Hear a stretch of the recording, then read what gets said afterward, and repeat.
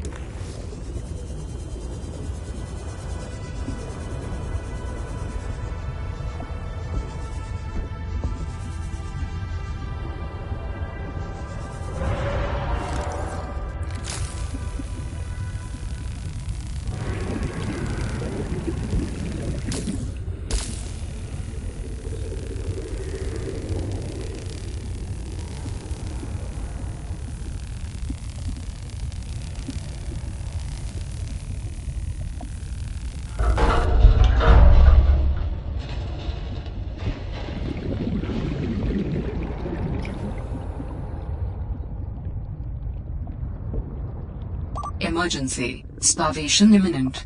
Seek calorie intake immediately.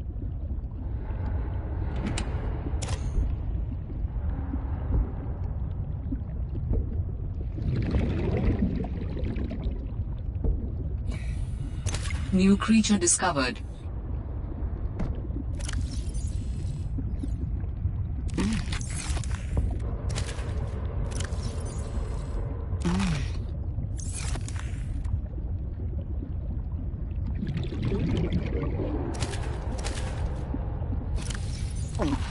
Vital signs stabilizing.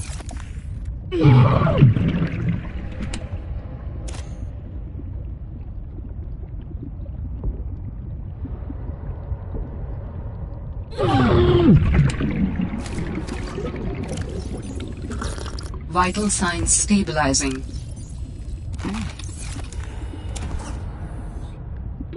Warning.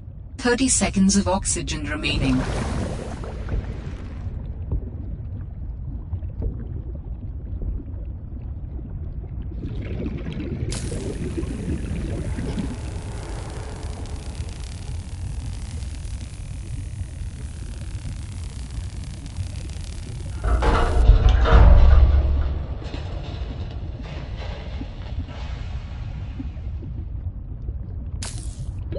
Warning.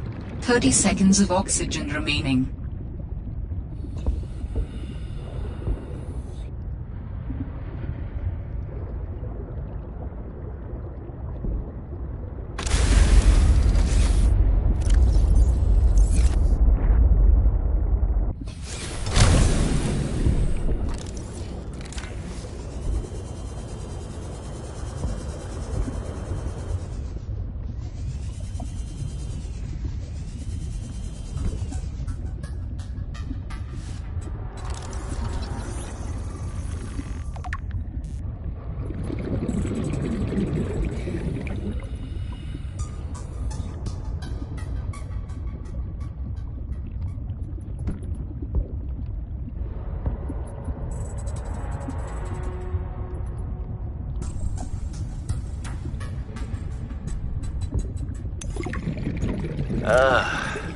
I can only do repairs in spurts.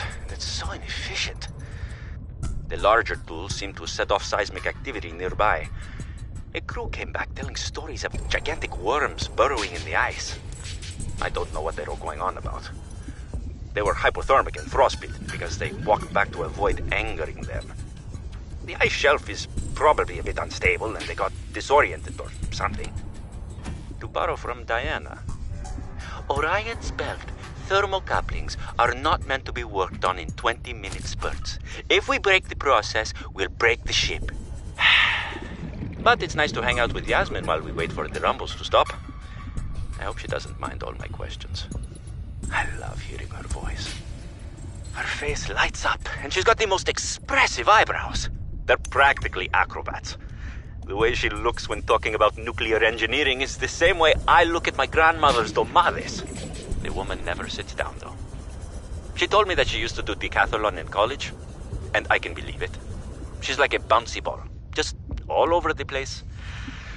She makes rounds on the ship every day to see if people need help. I should do something nice for her. She's always helping everyone else. I wish I had a fraction of her energy.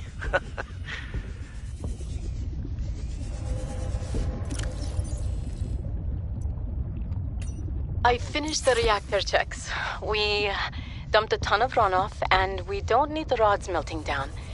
Engineering with Stefanos. I've been working with him the last few days. Stefanos. How to describe Stefanos? He's by far the most thorough engineer I've worked with, and no ego. He never leaves a job undone, no matter how late it is. I've never seen him awake before 11, and he always greets me by saying, Kalimera, Yasmin, in the sleepiest room.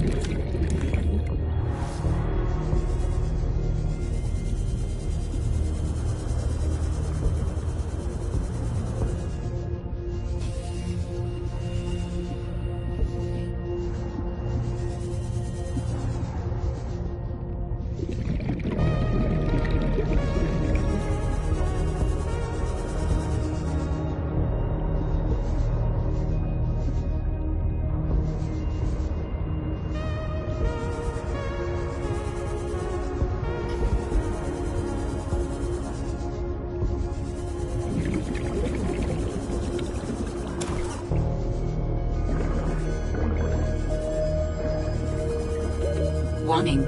30 seconds of oxygen remaining.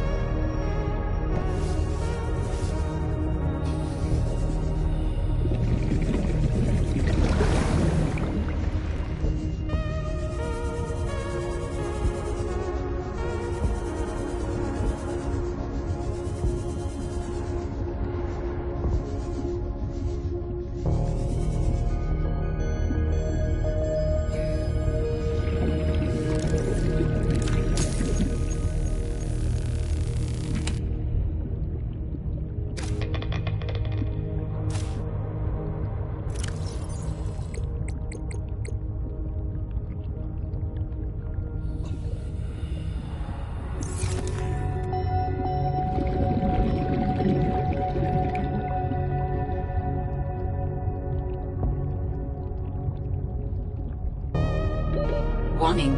30 seconds of oxygen remaining.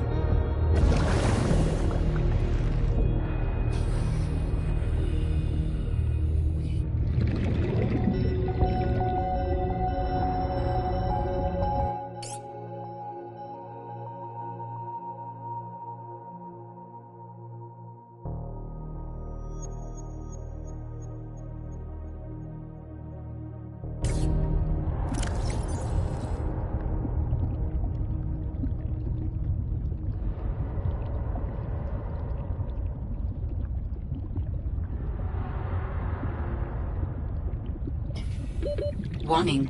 30 seconds of oxygen remaining.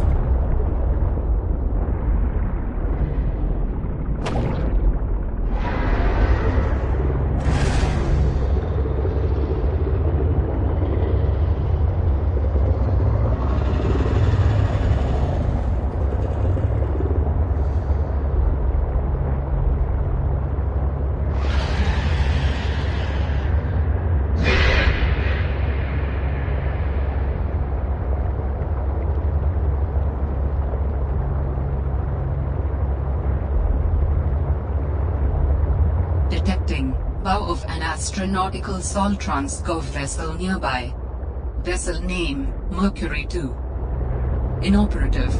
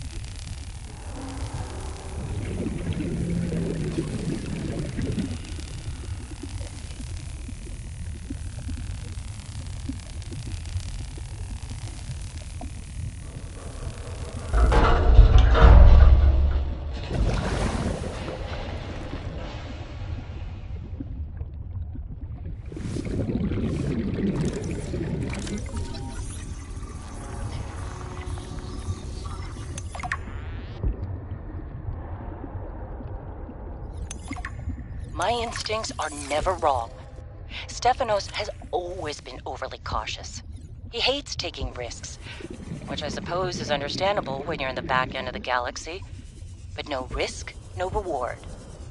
Elliot finds evidence of alien architecture on a completely uncharted planet, and he expects me to ignore that? Orion's belt, I would be an absolute fool. We've done some scans, and while there aren't a lot of mineral resources on this planet, there is decent biodiversity. Teams go out in the morning. There should be a significant specimen and sample haul for biopatenting, which will be split among the crew as part of the Discovery Clause. Let's see Stefanos and everyone else complain when they have a few more Sol Transgov credits in their uniform pockets.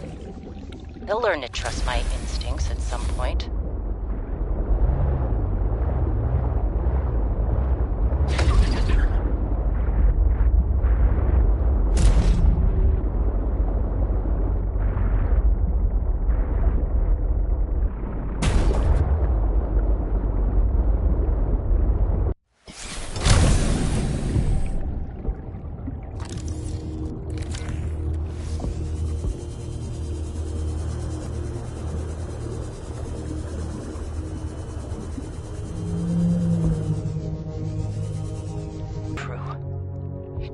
Now I just need to build the test override module. Then I can disable that satellite tower.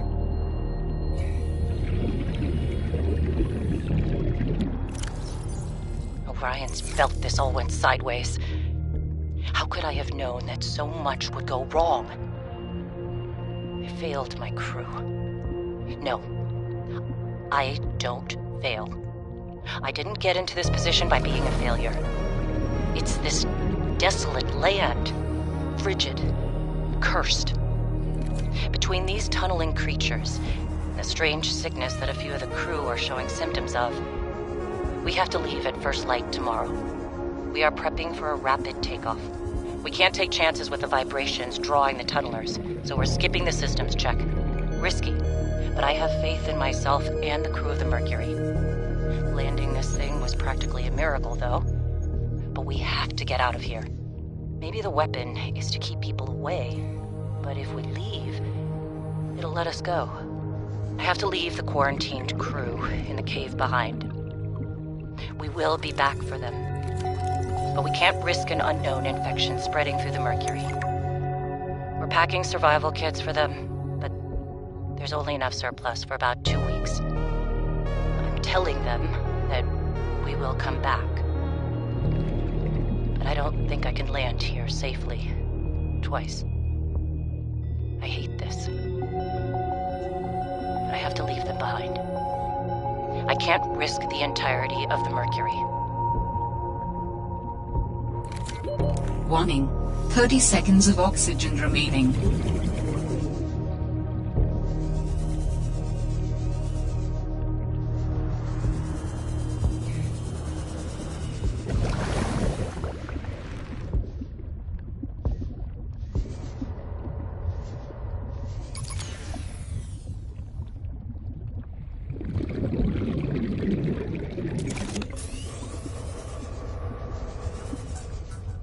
Warning. 30 seconds of oxygen remaining.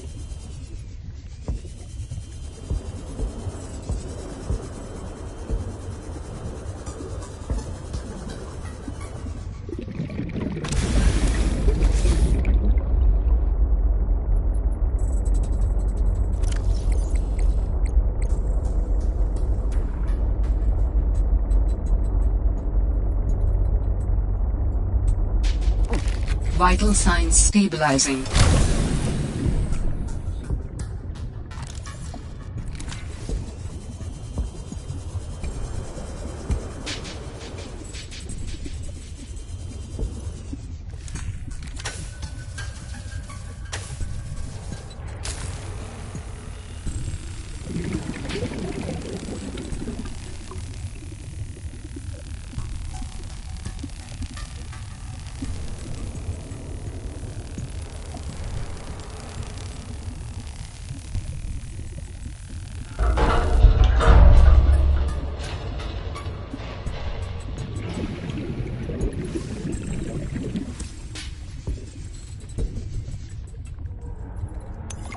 I'm alive.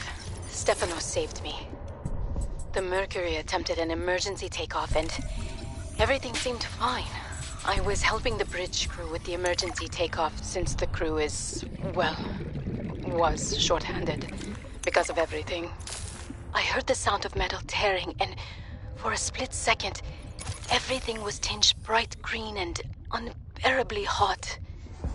And I saw daylight and I was looking down at the ocean and ice. The strongest wind I've ever felt roared in my ears, ripping through the ship. People went flying out the side of the Mercury, so much screaming and chaos. I was lucky. I had just clipped into my sea tinker. Stefanos came out of nowhere, like a malaika, an angel. I felt his rough, calloused hand grasp mine with the gentlest of urgency. It felt like time slowed. He said, "I gotcha. Just follow me, Ella." I don't know how, but he used an emergency tether to drag me to the nuclear reactor core, the strongest bulkhead in the ship. We hit the water and everything went black. He's sleeping. I think he might have hit his head. I'm exhausted. The adrenaline has long since worn off and my body aches. I think I might have fractured the rib. I'm gonna shut my eyes for a bit. When I wake up, I'll figure this out. I'll save us.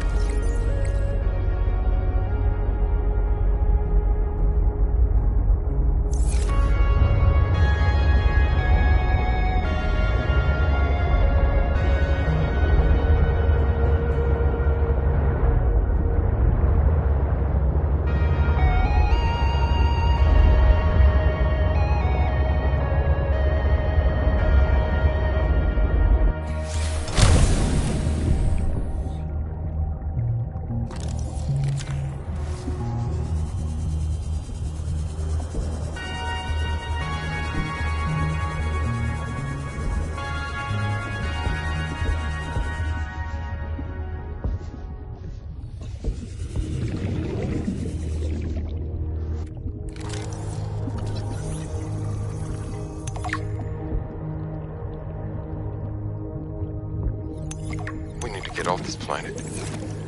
I mean, the morning started out so well. I took a team of 6 out to find the structures from the planetary scans, and we were all in high spirits. I mean, who wouldn't be? These structures would be clues to another sentient race. It was highly unlikely that another colony would be out this far. We were going to be in the frickin' history books. Everything was going okay. We were a few miles from the ship when our radios picked up an actual signal. It sounded like an SOS. We got overly excited naturally and decided to enter the water to follow it. That decision cost 3 lives. I mean, half my team. They got ripped to shreds by something. They died screaming, alone in the cold, dark waters. I'm not going back in that godforsaken ocean again. I refuse. And some of the animals on this planet, they look sick too. Weird pustules on the skin, oddly sluggish. I think we should leave. But Diana said we should stay. She thinks the biopatent payoffs would be worth it, but those families will never see their loved ones again. They don't care about no payoffs. We can't return the bodies. I don't care about the accolades or the history books. I just want to see Layla and the kids. Ah, man. I miss the smell of my wife.